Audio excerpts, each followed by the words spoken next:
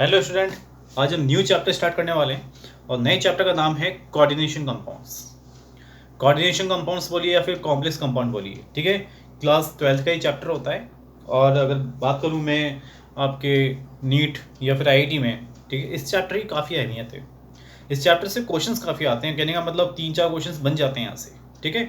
और काफ़ी अच्छा चैप्टर है, ध्यान से समझोगे इस चैप्टर को तो इजी लगेगा आपको चैप्टर्स, ठीक है। इसके लिए मैं आप लोगों को बता देता हूँ, अपने पास जो वर्कशीट है वो लगाइए आप। वीके एसवाल बुक्स में जो भी क्वेश्चन है वो आप अप्लाई कर सकते हैं, ठीक है। इसके अलावा बाहर से आपको कुछ करने की जरूरत नहीं है, मेरे नोट्स हैं काफ़ी, ये सफिशियंट है इतना, ठीक है। तो देखिए, चलो मैं स्टार्ट करता हूँ कोऑर्डिनेशन कंपाउंड्स।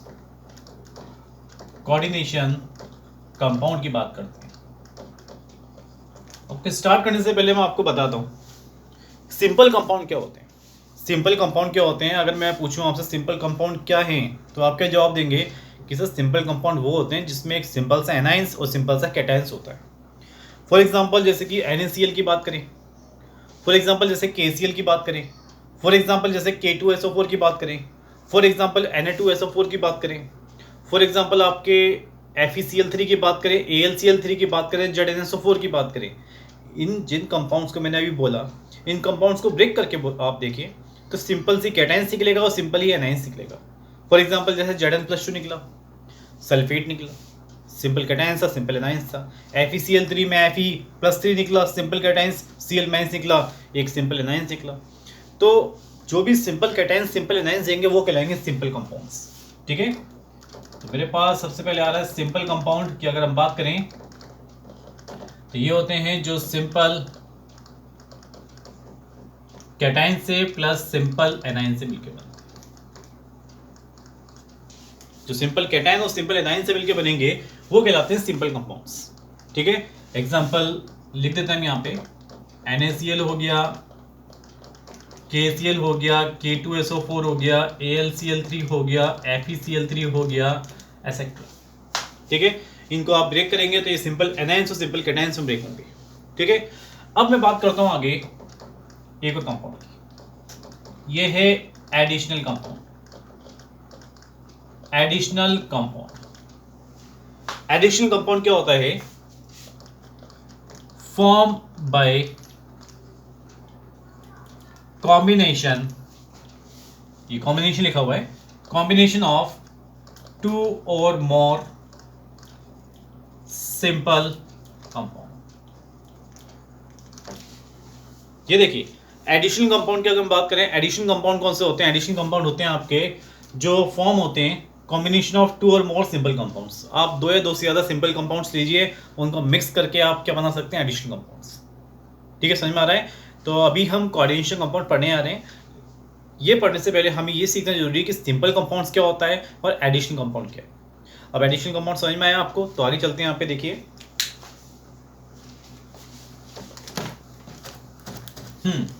देखिएगा, एग्जाम्पल लेता हूं मैं यहाँ पे, इस एग्जाम्पल को ध्यान से देखना। मैंने KCl लिया और मैंने MgCl2 लिया। मेरे पास KCl है और मेरे पास MgCl2 है। क्या आपको लगता है ये सिंपल कंपाउंड्स है?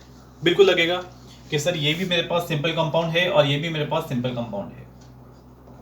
दोनों ही सिंपल कंपाउंड है क्योंकि सिंपल कैटाइन सिंपल एनाइन से दोनों को आपने मिक्स किया और मिक्स करने के बाद आप क्या बोलोगे कि हाँ, हम इससे एडिशनल कंपाउंड बना सकते हैं। अरे भाई, डेफिनेशन यही तो थी हमारी, सिंपल कंपाउंड को मिक्स करोगे तो उसके कॉम्बिनेशन को क्या बोलोगे आप? Additional compound. हाँ, ये एडिशनल कंपाउंड हो सकते हैं, चलो हो सकते हैं। हम इस पर थोड़ा सा कंडीशन चेक करते हैं। इसको सबसे पहले वाटर में हम डालते हैं। हमने इसको वाटर में डाला, नॉर्मल वाटर ले लीजिए, डालोगे तो ये अपने आयन से ब्रेक होंगे, K+Cl- Mg+2 और 2Cl-। ये ऐसे क्यों ब्रेक हुए आपको पता है? ये एक नॉर्मल सॉल्ट्स हैं जो सिंपल एनाइंस और सिंपल कैटाइंस में डिसोसिएट हो गए वाटर में डालने पर, ठीक है। अब मैंने ये जो मेरे पास आयंस हैं इस वाटर के अंदर, एज इसको मैं सॉल्यूशन बोल देता हूं, इस सॉल्यूशन को मैं हीट करता हूं। इस सॉल्यूशन को मैंने क्या किया? हीट किया, और हीट करने के बाद इस सॉल्यूशन को मैं कंडेंस करता हूं। इस सॉल्यूशन को मैंने हीट किया और हीट करने के बाद इस सॉल्यूशन को मैंने कंडेंस किया, और कंडेंस करने के बाद देखिए, कंडेंस करने के बाद में आपको कुछ क्रिस्टल दिखाई देंगे। KCl dot MgCl2 dot 6H2। ये देखिए आपको कुछ क्रिस्टल दिखाई देगा KCl dot MgCl2 dot 6H2O, मतलब ये एक सॉलिड फेज में आ चुका है क्रिस्टल फॉर्म में, ये क्रिस्टल फॉर्म है। ठीक है, इस सॉल्यूशन को मैंने हीट किया, कंडेंस किया, कंडेंस करने के बाद मुझे क्रिस्टल्स मिला। अब मैं इस क्रिस्टल्स को अगेन में थोड़ा सा वार्म वाटर लीजिए आप, हॉट वाटर, थोड़ा सा गर्म पानी लीजिए आप और उसमें डाल दीजिए इस क्रिस्टल्स को। अगर आप गर्म पानी में डालेंगे इस क्रिस्टल्स को तो डालने पर ये अपने आइंस के अंदर ब्रेक होगा K plus Mg plus 2 Cl minus, ये भी क्या है 2Cl माइनस। ये देखिए वाटर है, वाटर तो वाटर मीडियम में चलेगा वैसे भी, ठीक है ना। तो यहाँ आप इस चीज़ को देखिए, इस चीज़ को देखिए, ये जो मैंने सिंपल कंपाउंड्स का कॉम्बिनेशन लिया था, ये जिस तरह पहले डिसोसिएट होता था, जिस तरह पहले आइंस में डिसोसिएट होता था, ठीक है, क्रिस्टल फॉर्म होने के बाद क्या ये उसी तरह वापस आइंस में डिसोसिएट हो रहा है? बिल्कुल हो रहा है, बिल्कुल हो रहा है। तो ये एज बिफोर, पहले की तरह अपने आइंस में अगर डिसोसिएट हो कोई क्रिस्टल आपका, ठीक है, तो ऐसे एडिशनल कंपाउंड को, ऐसे एडिशनल कंपाउंड को आप क्या बोलोगे? डबल सॉल्ट बोलोगे। ये मेरे पास क्या कहलाएगा? Double salt.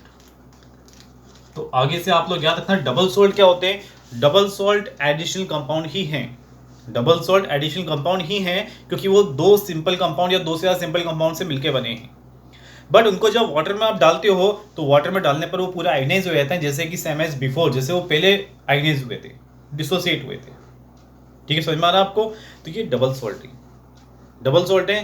किसका टाइप है? एडिशनल कंपाउंड का। ठीक है, चलिए आगे चलते हैं थोड़ा सा इसमें। ये देखिए,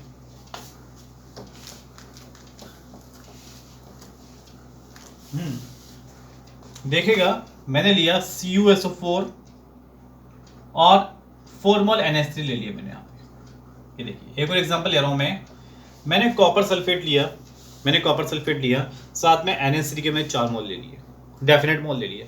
ठीक है, कोई फर्क नहीं पड़ता। आप ये बताइए क्या ये एक सिंपल कंपाउंड है? बिल्कुल सिंपल कंपाउंड है, ये भी एक सिंपल कंपाउंड है। NH3 को अगर वाटर में डालोगे तो NH2 माइनस H प्लस में ब्रेक हो सकता है, या फिर वाटर से H प्लस लेके NH4 प्लस ही बना सकता है। कहने का मतलब है तो आपका एक सिंपल कंपाउंड ही, और ये भी क्या CuSO4 भी आपका एक सिंपल कंपाउंड है।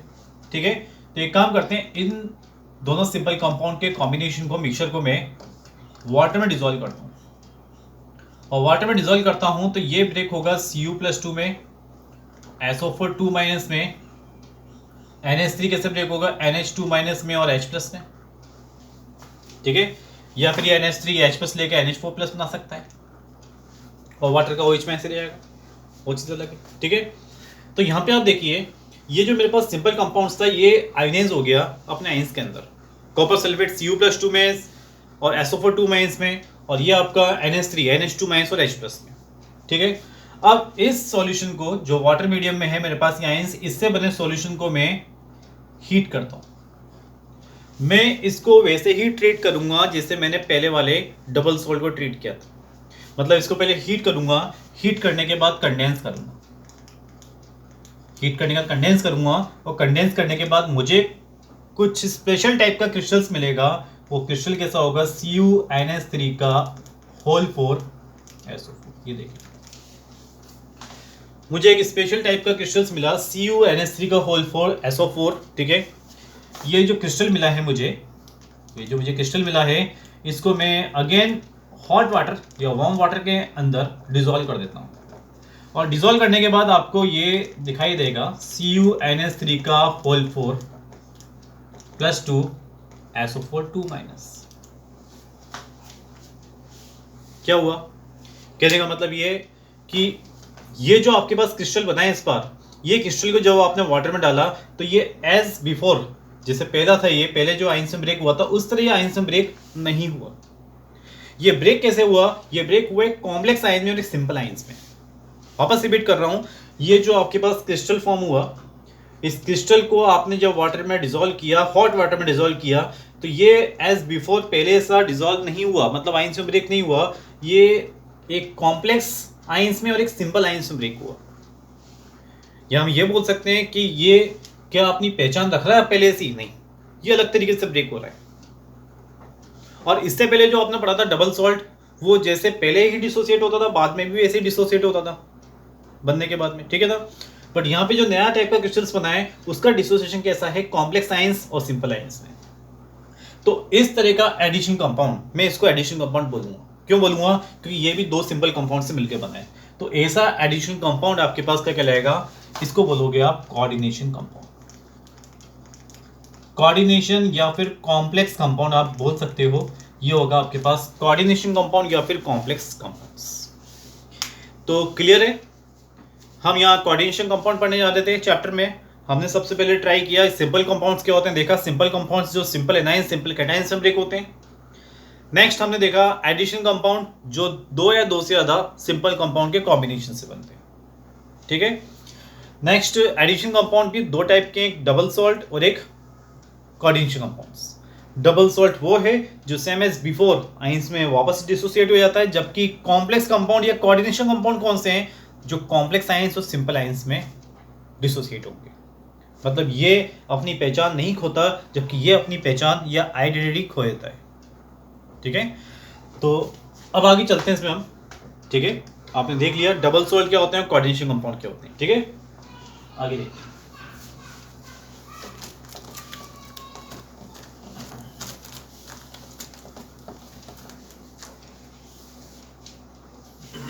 अब आगे देखिए यहाँ पे कोऑर्डिनेशन कंपाउंड में टाइप्स देख लेते हैं, टाइप्स ऑफ कोऑर्डिनेशन कंपाउंड्स।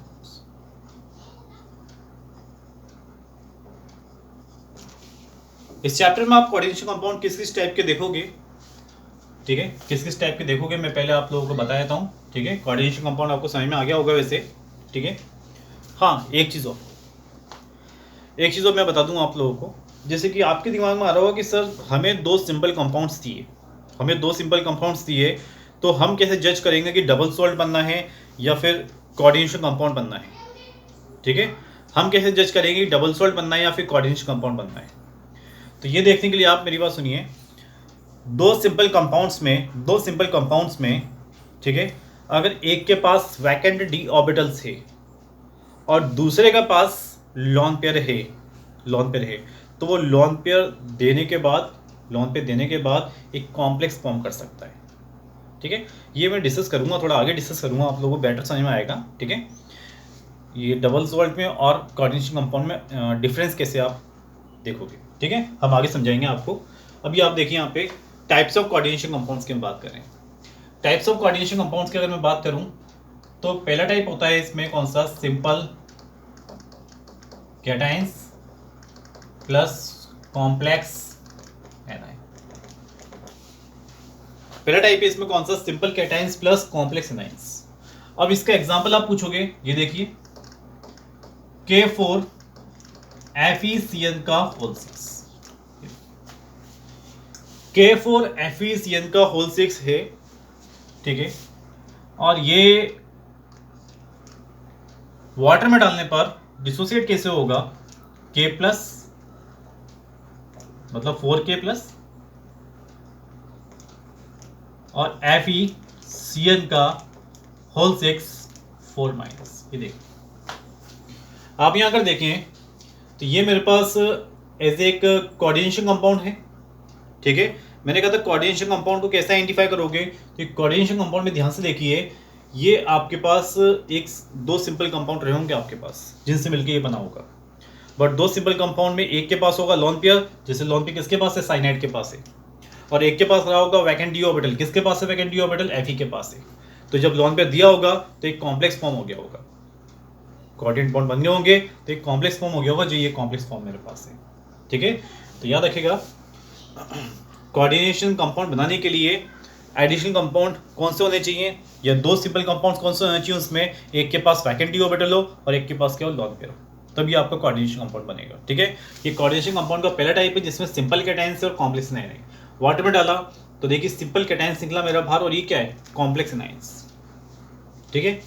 या फिर इस चैप्टर में आपको simple anions plus complex cation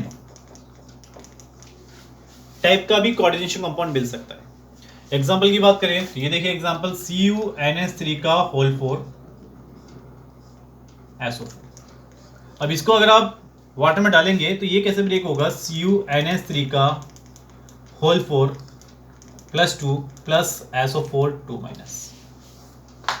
अब ये बताइए इसमें ये मेरे पास जो एज ए कोऑर्डिनेशन कंपाउंड है क्यों है, चलो इसकी बात भी कर लेते हैं। मैंने दो सिंपल कंपाउंड से बनाया होगा इसको। अब एक सिंपल कंपाउंड में मेरे पास रहा होगा NH3 जिसके पास क्या है लॉन पेयर, और एक सिंपल कंपाउंड में मेरे पास क्या रहा होगा कॉपर Cu+2 जिसके पास में वैकेंट d ऑर्बिटल से इसने लॉन पेयर दिया अपना, इसने एक्सेप्ट किया और एक कॉम्प्लेक्स फॉर्म में ये आ गए। ठीक है ना। तो जब कभी आपको दो सिंपल कंपाउंड्स दिखे तो आपका कोऑर्डिनेशन कंपाउंड कब बनना है, जब एक के पास लॉन पेयर होगा और एक के पास क्या होगा वैकेंट डी ऑर्बिटल होगा। ठीक है ना। तो यहाँ पे हम देखें इसकी हम बात कर रहे थे अभी फिलहाल। ठीक है। तो इस टाइप के कोऑर्डिनेशन कंपाउंड में देखिए ये कॉम्प्लेक्स किस टाइप का है, ये कॉम्प्लेक्स कैटायन है। देखो ये कॉम्प्लेक्स जो है कैटायनी के मतलब कॉम्प्लेक्स कैटायन, और ये एनायन कैसा है, ये सिंपल है, ये सिंपल एनायन। तो डिपेंड करेगा वो कोऑर्डिनेशन कंपाउंड किस टाइप का रहता है, या तो पहला टाइप ऐसा हो सकता है या फिर सेकंड टाइप ऐसा हो सकता है, थर्ड टाइप का भी हो सकता है जो होगा न्यूट्रल कॉम्प्लेक्स। न्यूट्रल कॉम्प्लेक्स का मतलब इसमें कोई एनायंस इसमें कोई कैटायंस नहीं होगा। फॉर एग्जांपल हम बात करें FeCO का होल 5, ये देखिए कॉम्प्लेक्स के इधर या फिर इधर कोई जब कोई आयंस ही नहीं है तो उस पर कोई चार्ज आ पाएगा नहीं, तो ये कैसा कॉम्प्लेक्स रहेगा आपका न्यूट्रल कॉम्प्लेक्स रहेगा।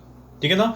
तो आपके पास अभी आपने देखा कोऑर्डिनेशन कंपाउंड तीन टाइप के आ चुके हैं, simple cation, complex anion, simple anion so complex cation और न्यूट्रल कॉम्प्लेक्स।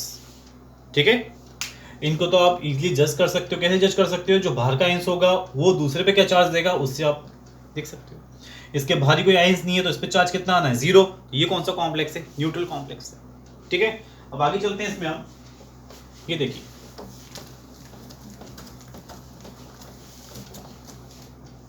अब मेरे पास में 4 टाइप का आ रहा है, 4 टाइप आ रहा है मेरे पास में, जिसमें कॉम्प्लेक्स कैटायन होगा प्लस कॉम्प्लेक्स ही क्या होगा एनायन होगा।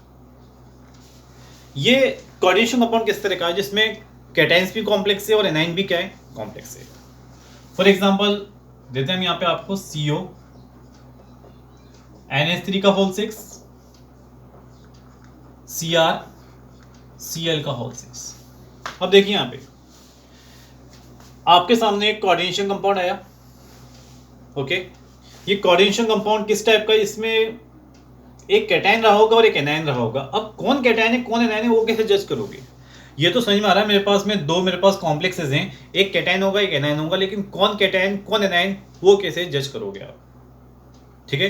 क्या आप बता सकते हो कि कैटायन कौन है एनायन कौन है, और चलो ये बता भी दो कि कैटायन कौन है एनायन कौन है, तो किस पे कितना चार्ज है वो आप कैसे जज करोगे। ठीक है। तो इसके लिए मैंने एक ट्रिक बच्चों को बता रखा है, और ट्रिक क्या है मेरे पास में वो देखिए ध्यान से। जब इस टाइप के कोऑर्डिनेशन कंपाउंड आपको दिखें जब दोनों ही कॉम्प्लेक्सेस हों, ठीक है, तो इन पे चार्ज कैसे निकाला जाता है उसका थीम देखिए। मैं जनरली बात कर रहा हूँ, 100% नहीं कह रहा, जनरली बात कर रहा हूँ मैं। जनरली जिनका कोऑर्डिनेशन नंबर 2 होता है उनका ऑक्सीजन स्टेट प्लस बनाता है। कोऑर्डिनेशन नंबर का मतलब होगा, मतलब किसी जिसको लॉन पे दिए जा रहे हैं उसके सराउंड कितने स्पीसीज है या कितने लॉन पे दिए जा रहे हैं, जितने लॉन पे दिए जा रहे हैं वो कोऑर्डिनेशन नंबर कहलाता है। ठीक है ना। कोऑर्डिनेशन नंबर 2 होगा तो ऑक्सीजन स्टेट +1 होगा, कोऑर्डिनेशन नंबर अगर 4 होगा तो ऑक्सीजन स्टेट +2 होगा, और कोऑर्डिनेशन नंबर 6 होगा तो ऑक्सीजन स्टेट कितना होगा +3 होगा। मैं फिर कह रहा हूँ ये जनरली है, मतलब 100% नहीं है। ठीक है। कुछ केस हैं जो इसमें एक्सेप्शन है, जैसे कि बात करें हम यहाँ पे PT जो प्लेटिनम होता है +2 में होगा, जब ऑक्सीजन स्टेट कितना होगा +2 तो इसका कोऑर्डिनेशन 4 होता है, बट PT जब +4 में होता है तो कोऑर्डिनेशन कितना होता है 6 होता है। ये देखिए ये थोड़ा एक्सेप्शन केस चले गया मेरे पास। मैंने कहा था कि जब +3 ऑक्सीजन स्टेट होगा तब कोऑर्डिनेशन 6 आना चाहिए, लेकिन इसका ऑक्सीजन स्टेट कितना है +4, कोऑर्डिनेशन कितना है 6। तो मैंने कहा कुछ वेरी करेगा। फॉर एग्जांपल एक और, जैसे कि Fe+2 में हो या Fe+3 में हो, ये कोऑर्डिनेशन नंबर 6 ही रखना पसंद करता है। ठीक है। तो जो कॉम्प्लेक्सेस आपके मॉडल में मिलेंगे या वर्कशीट में मिलेंगे, ठीक है, उसमें मैंने ये सब कुछ देख के मैंने आपको बताया कि इन पे थोड़ा ख्याल रखना, बस Fe पे और या प्लेटिनम पे। बाकी जो अगर आपके पास आते हैं कॉम्प्लेक्सेस, उसमें आप देख सकते हो जिन पे कोऑर्डिनेशन नंबर 2 हो उनका जनरली ऑक्सीजन स्टेट +1 होगा, जिनका 4 हो कोऑर्डिनेशन उनका +2 होगा, जिनका कोऑर्डिनेशन 6 हो उनका +3 आएगा ऑक्सीजन स्टेट। ठीक है, चलो अब इन पे चार्ज कैसे मैं डिटरमाइन करूँ। सवाल आता है इन पे चार्ज कैसे डिटरमाइन करें। ठीक है, अब देखिए चार्ज कैसे डिटरमाइन करेंगे। इस पे मैं सबसे पहले इस पे चार्ज लिखना चाहता हूँ।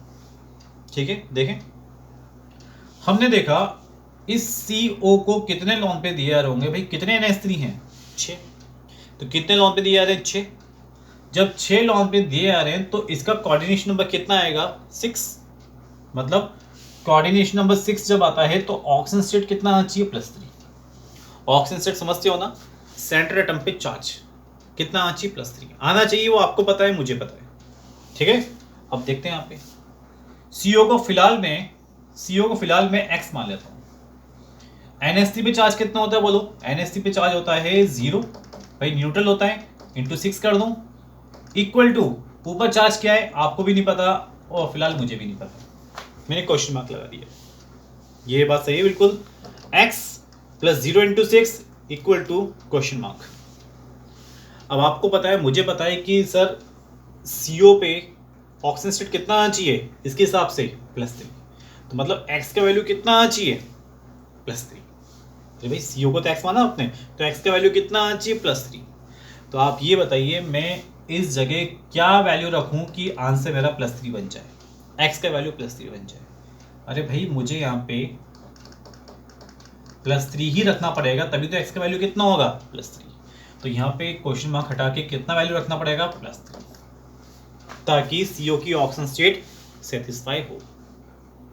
ठीक है, अब इस पे अगर +3 आए तो उस पे कितना आएगा -3। अरे भाई एक पे अगर मान लो कि जितना पॉजिटिव चार्ज होता है दूसरे पे उतना नेगेटिव चार्ज आता है, तो यहाँ पे -3 आना चाहिए। ठीक है, लेकिन हम निकाल के देखते हैं एक बार। निकाल के कैसे देखेंगे हम CR को अभी X मान लेते हैं। वैसे आपको भी पता है कि सर इसका कोऑर्डिनेशन 6 है, मतलब 6 लॉन पे दिए आ रहे हैं CR को, तो ऑक्सीजन स्टेट कितना आना चाहिए +3। आपको भी पता है मुझे भी पता है इसकी इसका ऑक्सीजन स्टेट +3 आना चाहिए। ठीक है, बट अभी हम अननोन बन जाते हैं थोड़े से और इसको हम X मान लेते हैं इसके चार्ज को। Cl पे चार्ज कितना होता है -1, तो -1 × कितना 6 इक्वल टू ऊपर चार्ज नहीं पता था। ठीक है, तो क्वेश्चन मार्क लगा दें। ओके, अब आप ये बताइए इस क्वेश्चन मार्क की जगह में क्या वैल्यू रखूं ऐसी कि X का आंसर कितना आ जाए। कितना पता था आप और मेरे को +3, X का वैल्यू कितना आ जाता +3, तो X का वैल्यू +3 कब आएगा जब यहाँ कितना वैल्यू रखो आप -3। तो देखिए X -6 इक्वल टू -3, X का वैल्यू कितना आ जाएगा ये देखिए +3। तो कहने का मतलब क्या है, यहाँ पे मैंने दोनों कॉम्प्लेक्सेस में चार्ज निकाल लिए।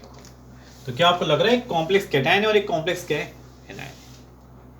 जनरली बच्चे इनको देख करके सर न्यूट्रल स्पीसीज इसलिए पॉजिटिव हो सकता है, नेगेटिव स्पीसीज इसलिए नेगेटिव आ सकता है चार्ज, ये बच्चे जज कर देते हैं। लेकिन चार्ज कितना आएगा वो कैसे जज करोगे, उसके लिए आप ये ट्रिक यूज़ करोगे और इस ट्रिक से आप फेल नहीं होंगे, निकाल सकते हो। जस्ट एग्जाम्पल और करें, एक और देखो,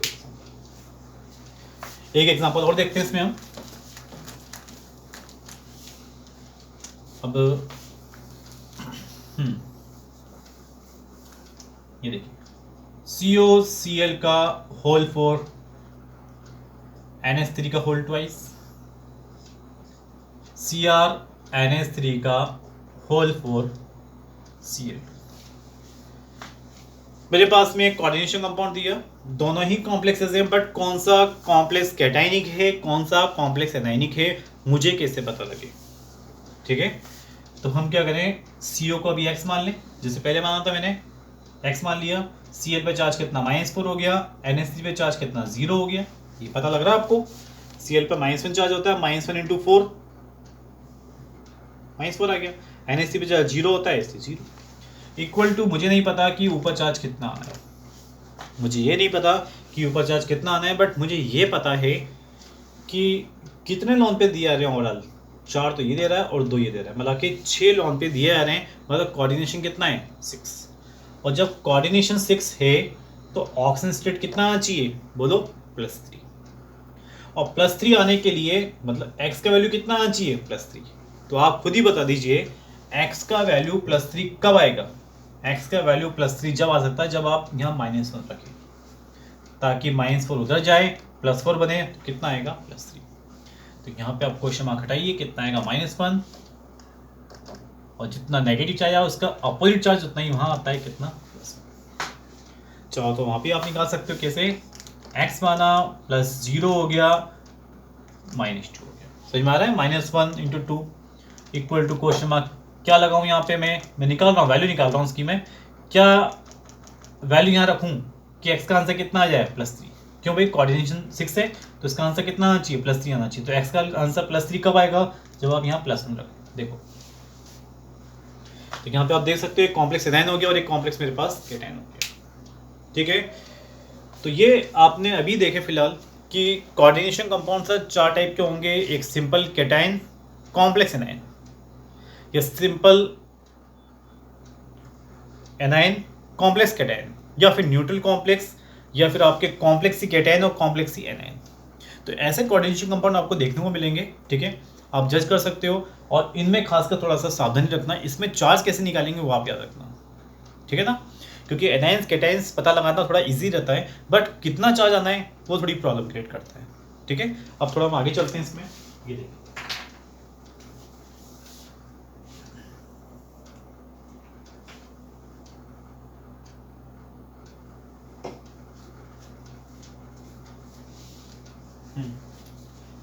देखेगा, जस्ट मैं किसी एक कोऑर्डिनेशन कंपाउंड को उठा लेता हूँ और उसके बारे में डिस्कस करेंगे हम। जैसे मैं लिया K4FeCN का होल 6, हमने लिया है K4FeCN का होल 6। ठीक, कोई दिक्कत इसमें। ठीक है, अब यहाँ पे हम देखें इसमें, इसको जब वाटर में आप डालोगे तो ये ब्रेक होगा 4K+ में और FeCN का होल 6 -4। वाटर में डालने पे कॉम्प्लेक्स अलग हो जाएगा और ये बाहर का वाला आयंस अलग हो जाएगा। आई थिंक मेरे ख्याल से ये किस टाइप का एग्जांपल है, ये है सिंपल कैटायन का प्लस कॉम्प्लेक्स एनायन का एग्जांपल। ये समझ में आ रहा होगा आपको, सिंपल कैटायन का और कॉम्प्लेक्स एनायन का एग्जांपल है। ठीक है, और दूसरी बात, ये कोऑर्डिनेशन कंपाउंड क्यों बन पाया है, क्योंकि दो सिंपल कंपाउंड रहे होंगे, एक KCN रहा होगा और एक Fe+2 वाला कोई भी कंपाउंड रहा होगा। ठीक है ना, दो सिंपल कंपाउंड रहे होंगे जिसमें एक कंपाउंड के पास CN है जिसके पास लोन पेयर है, और एक सिंपल कंपाउंड के पास Fe रहा है जिसके पास क्या है, वैकेंट डी ऑर्बिटल है। तो ये कोऑर्डिनेशन कंपाउंड बन गया होगा। कैसे बना होगा वो यहाँ पे हम देखने वाले हैं अभी। ठीक है, ये तो हमें देख लिया किस टाइप का कोऑर्डिनेशन कंपाउंड है, बट अगर यहाँ पे आप ध्यान से देखें, यहाँ पे मैं इसको थोड़ा सा एक्सपेंड करता हूँ और समझाने की कोशिश करता हूँ। Fe पे चार्ज सबको निकालना आता होगा, x -6 इक्वल टू -4, कितना आएगा बोलो, +2 आएगा। तो Fe पे चार्ज +2 है, Fe पे चार्ज कितना है, +2। कैसा आया, x -6 इक्वल टू -4, तो x की वैल्यू कितनी, +2। जब Fe पे +2 चार्ज है तो ये बताइए क्या इसके पास वैकेंट डी ऑर्बिटल है, बिल्कुल है। और वैकेंट डी ऑर्बिटल होने के साथ साथ इस पे जब पॉजिटिव चार्ज आ गया तो इस पे डेफिशिएंसी और बढ़ गई, और जो डेफिशिएंट होते हैं, मतलब जिनके पास वैकेंट ऑर्बिटल हो, जनरली पॉजिटिव चार्ज हो, वो बिहेव करते हैं एज ए लुईस एसिड की तरह। किसकी तरह बिहेव करते हैं, लुईस एसिड की तरह। ठीक है, और Fe+ लिख दिया मैंने। अब CN कितना है आपके पास, 6 CN है आपके पास। CN कौन सा, CN- वाले। तो ये देखिए CN-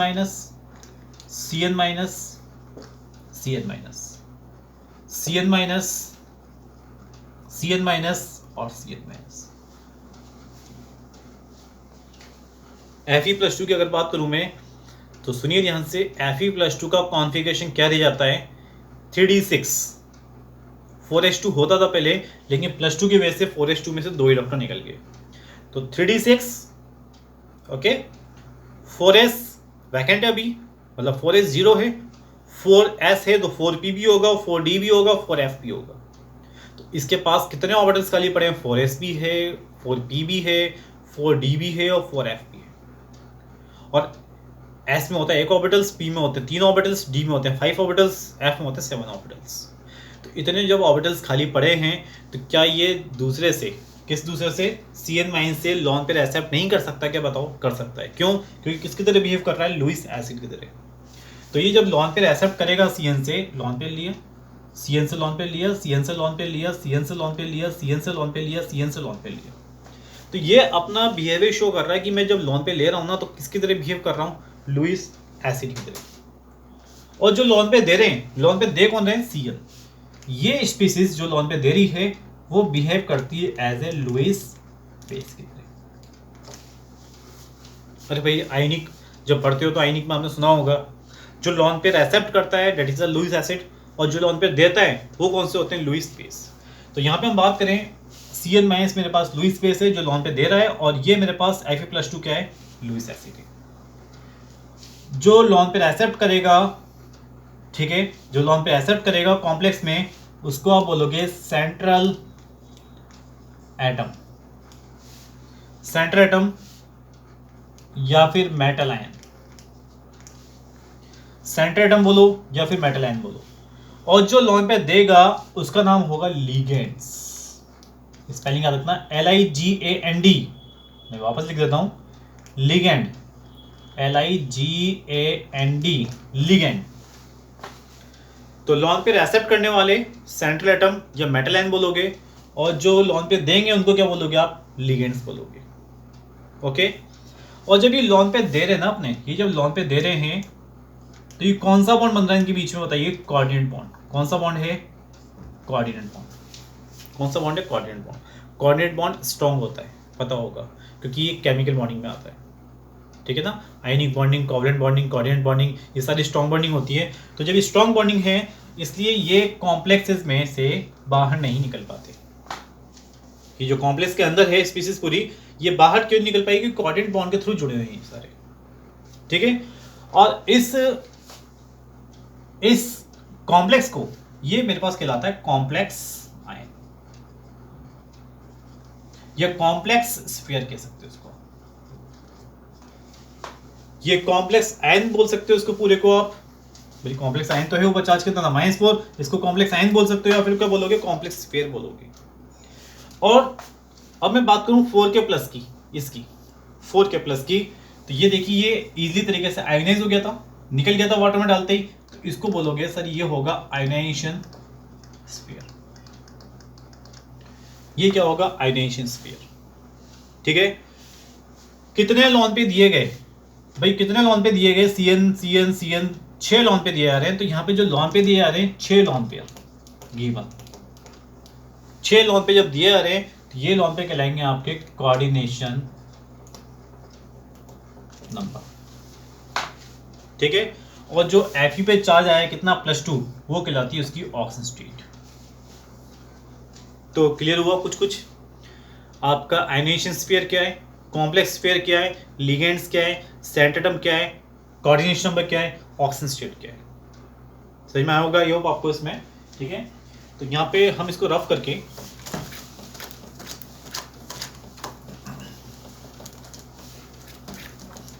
देखेगा, हम यहाँ रफ करके इसको Cu NH3 का होल 4 SO4, फिर दूसरा कॉम्प्लेक्स लिया मैंने, इसमें हम थोड़ा सा आप लोगों को आइडेंटिफाई कराए थे। SO4 सल्फेट आयोनाइज होगा, ये होगा मेरे पास आयोनाइजेशन स्फीयर। ये देखिए ये मेरे पास एज ए कॉम्प्लेक्स फॉर्म में निकलेगा, तो इसको बोलोगे सर ये कॉम्प्लेक्स स्फीयर होगा। कॉम्प्लेक्स स्फीयर बोल सकते हो, कोऑर्डिनेशन स्फीयर बोल सकते हो, ठीक है। Cu मेरे पास Cu का ऑक्सीजन स्टेट कितना आएगा? +2 आएगा। कैसे निकालोगे? सल्फेट पे -2, तो इस पे चार्ज कितना आया? ओवरऑल +2 आ गया। तो x + 0 = +2, कितना आया? +2 आया। तो Cu पे +2 है, मतलब वैकेंट d ऑर्बिटल भी है और पॉजिटिव चार्ज भी है। तो ये किसकी तरह वर्क करेगा? As a Lewis acid. कहने का मतलब इसको बोलोगे आप सेंट्रल एटम। लॉन पे कौन दे रहा है? NH3। ये लॉन पे दे रहे हैं तो काम करेंगे लुईस बेस की तरह, नाम होगा इनका लिगेंड। ठीक है, कितने लोन पे दिए आ रहे हैं बताइए? 4 लोन पे दिए आ रहे हैं, तो ये 4 को क्या बोलोगे आप? Coordination number. ठीक है, हमेशा केवल भाग वाले को देख के मत बोलना कोऑर्डिनेशन नंबर होगा। कोऑर्डिनेशन नंबर कितने लोन पे दिए आते हैं उस पर डिपेंड करता है। NH3 एक लोन पे दे रहा है, इसलिए 4 NH3 कितने देंगे? 4 लोन पे, इसलिए मैंने 4 को क्या बोल दिया? Coordination number. ठीक है, और CU पे ऑक्सीजन स्टेट कितना आता है? थोड़ी देर पहले देखा था आपने +2, ये कहलाएगा ऑक्सीजन स्टेट। ठीक है, तो आई होप आपको समझ में आ गया होगा ये कोऑर्डिनेशन कंपाउंड्स में मैं क्या बताना चाह रहा हूँ आप लोगों को। ठीक है, कोऑर्डिनेशन नंबर क्या है, ये सब चीज़ें क्या हैं। ठीक है, इसके बाद हम स्टार्ट करने वाले हैं अपना बेसिक्स लिगेंड्स के। कहने का मतलब लिगेंड्स कितने टाइप के होंगे? Chelating ligands, flexi interligands, mono interligands, hexa interligands, bi interligands, ambi इंटरलिगेंड्स।